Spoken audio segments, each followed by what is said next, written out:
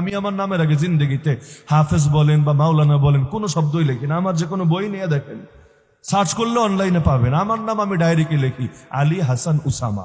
আমার আত্মীয় স্বজনরাও মাঝে মধ্যে বলে ডিগ্রি টিগ্রি কিছু লাগানো দরকার না। আমি বললাম ভাই, দুনিয়ায় ডিগ্রি লাগায় কি হবে?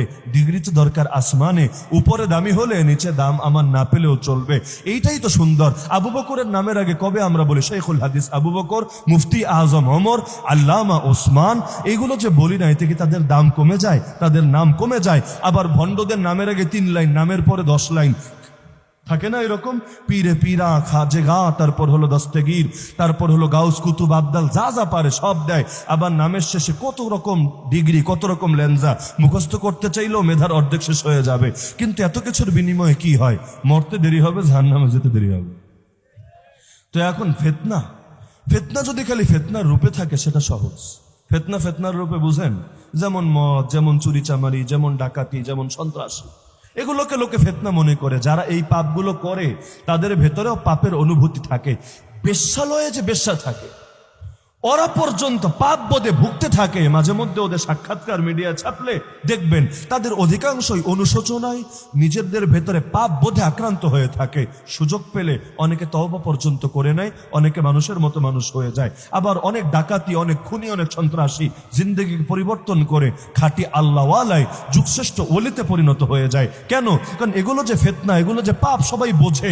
যে করে পাপ মনে করেই করে, যার কারণে ভেতরে পাপের অনুভূতিও থাকে।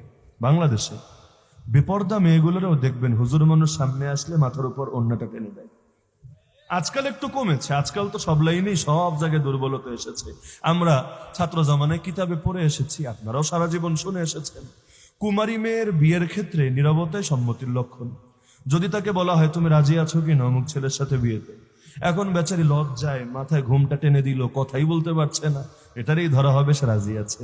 অথবা একটু হাসি দিল, এখন হেসেই আবার আড়ালে চলে গেল, এখন এটাই বোঝা যাবে যে না বেচারা রাজি আছে। অর্থাৎ ডাইরেক্ট মুখে বলা লাগবে না, এমন কিছু করেছে যেগুলো সাধারণত কুমারী মেয়েরা লাজুকতার কারণে, লজ্জার কারণে করে থাকে। লজ্জাবতী গাছ দেখেন নাই, একটু টাচ লাগলেই কিভাবে নিজের গোটায় নেয়, এমনটা হয়ে থাকে। তো এটারই বলা হয় নীরবতা সম্মতির লক্ষণ। তাহলে কুমারী নারীর ক্ষেত্রে এমনি বিয়ে হয়ে যায়। তবে যদি বিধবা হয়, বিপত্নিক হয়, অথবা তার স্বামী মরে গেছে এমন হয়, তো এই জাতীয় ক্ষেত্রে কিন্তু শুধু এই রকম একটু হাসি দিলে, একটু লাজুকতা দেখালে হয় না, তখন ডাইরেক্ট বলতে হয়। অ্যাকসেপ্ট করলেও ডাইরেক্ট করো, ডিনাই করলেও ডাইরেক্ট করো, কিন্তু একটু মুস্কি মুস্কি হাসি মারবা, একটু ঘুমটা টেনে দিবা, তোমার ক্ষেত্রে এটা বিবেচনা করা হবে না। দুই মহিলার মধ্যে পার্থক্য কোথায়? পার্থক্য এক জায়গায়, কুমারী যে মেয়েটা তার মধ্যে লজ্জা বেশি থাকবে, কারণ এই লাইনের অভিজ্ঞতা তার নাই।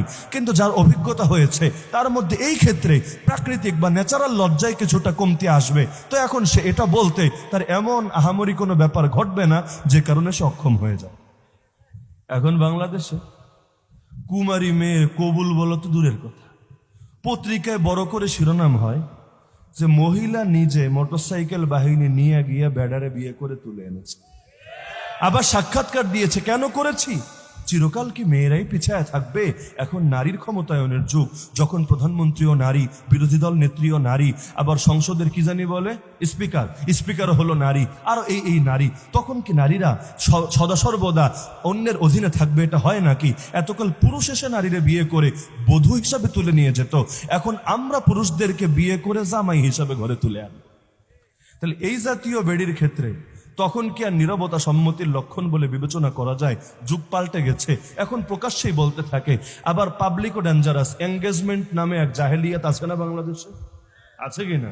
এমনি তো হাদিয়া দেওয়া শূন্য, এটা ঠিক, কিন্তু এটা যখন বিশেষ একটা উৎসব, বিশেষ একটা সংস্কার হয়ে যায়, আর ইসলামে সেটা নজির না থাকে, উপরন্তু এর সঙ্গে ভিন্ন ধর্মের লোকদের সাদৃশ্য পাওয়া যায়, তখন সেটাকে কিন্তু সাপোর্ট করা যায় না।